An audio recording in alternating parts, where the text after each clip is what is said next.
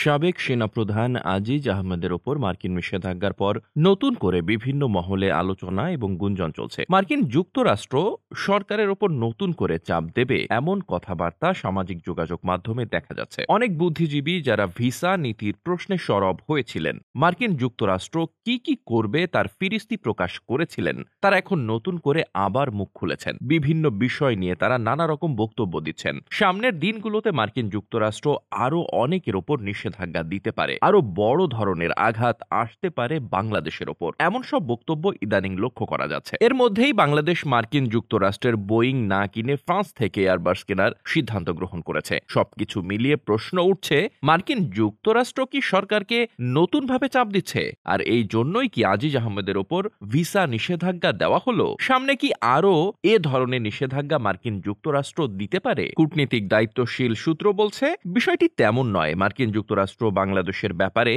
এখনই কোনো কঠোর অবস্থানে যাচ্ছে না। কোনো নিষেধাজ্ঞা আরোপের বিষয়টিও সম্পূর্ণ ভিত্তিহীন এবং অনুমান নির্ভর, কারণ মার্কিন যুক্তরাষ্ট্র আগামী নভেম্বর পর্যন্ত তাদের অভ্যন্তরীণ রাজনৈতিক বিষয় নিয়ে সবচেয়ে বেশি ব্যস্ত থাকবে। আগামী নভেম্বরে মার্কিন যুক্তরাষ্ট্রের নির্বাচন হচ্ছে জটিল এক পরিস্থিতির মধ্য দিয়ে। জো বাইডেন নির্বাচনে জয়ী হতে পারবেন কিনা, ডোনাল্ড ট্রাম্প শেষ পর্যন্ত নির্বাচনে প্রার্থী হতে পারবেন কিনা ইত্যাদি নানা বিষয় নিয়ে যুক্তরাষ্ট্রে এখন উত্তেজনা বিরাজ করছে। যুক্তরাষ্ট্রের গণতন্ত্র সংকটের মুখে এমন কথা বলা হচ্ছে জোরে সোরে। বিশেষ করে ডোনাল্ড ট্রাম্প দাবি করছেন যে নির্বাচন থেকে তাকে সরিয়ে দেওয়ার জন্য ডেমোক্রেটরা সব ধরনের চেষ্টা চালাচ্ছে। এই সব কিছু নিয়ে মার্কিন যুক্তরাষ্ট্রে এখন অভ্যন্তরীণ অবস্থা অত্যন্ত নাজুক। তাই বাংলাদেশের বিষয়টি নিয়ে গুরুত্বপূর্ণভাবে ভাবার সময় আপাতত মার্কিন যুক্তরাষ্ট্রের নেই। তাছাড়া আন্তর্জাতিক পরিমণ্ডলেও মার্কিন যুক্তরাষ্ট্র নানামুখী চাপে রয়েছে। রাশিয়া ইউক্রেন যুদ্ধ, মধ্যপ্রাচ্য ইস্যু এবং ইসরায়েলের বাড়াবাড়ি সবকিছু মিলিয়ে মার্কিন যুক্তরাষ্ট্রের পররাষ্ট্র নীতির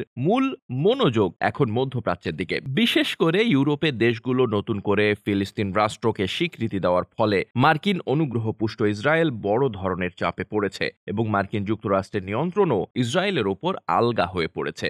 এই সব কিছু নিয়ে আন্তর্জাতিক পরিমণ্ডলে যুক্তরাষ্ট্র একটি বৈরী পরিস্থিতি মোকাবেলা করছে। তাছাড়া এই অঞ্চলেও মার্কিন যুক্তরাষ্ট্রের অবস্থান আগের চেয়ে নড়বড়ে হয়ে গেছে। বিশেষ করে মালদ্বীপ, শ্রীলঙ্কা, নেপাল পুরোপুরিভাবে চীনের করতলগত হয়ে গেছে। মধ্যপ্রাচ্যে যেমন মার্কিন আধিপত্য নিঃশেষিত প্রায় ঠিক তেমনি এই অঞ্চলেও একমাত্র বাংলাদেশ এবং ভারত ছাড়া তাদের কোনো বিশ্বস্ত মিত্র নেই। সবকিছু মিলিয়ে মার্কিন যুক্তরাষ্ট্র এখন বাংলাদেশের সাথে বড় ধরনের কোনো জটিলতায় যাবে না বলে রাজনৈতিক বিশ্লেষকরা মনে করছেন। সংশ্লিষ্ট সূত্রগুলো বলছে, মার্কিন যুক্তরাষ্ট্রের সঙ্গে বাংলাদেশের কয়েকটি বিষয় সামনে এসেছে। তার মধ্যে সবচেয়ে গুরুত্বপূর্ণ হচ্ছে, মার্কিন কোম্পানিগুলো যারা বাংলাদেশে বিনিয়োগ করেছে তারা তাদের মুনাফার টাকা নিয়ে যেতে পারছে না। অর্থনৈতিক সংকটের কারণে তারা তাদের লভ্যাংশের টাকা যুক্তরাষ্ট্রে নেওয়ার ব্যাপারে সাময়িক একটি জটিলতা তৈরি হয়েছে। তবে সরকারের দায়িত্বশীল সূত্রগুলো বলছে, এই জটিলতা কাটানোর জন্য সরকার চেষ্টা করছে। দ্বিতীয়ত, গভীর সমুদ্রে তেল গ্যাস অনুসন্ধানের বিষয়ে মার্কিন যুক্তরাষ্ট্রের ব্যাপক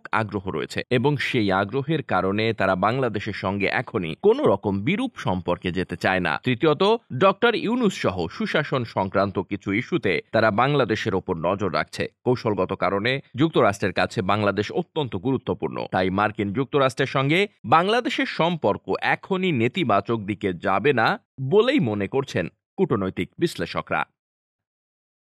ডেস্ক রিপোর্ট, বার্তাবাজার।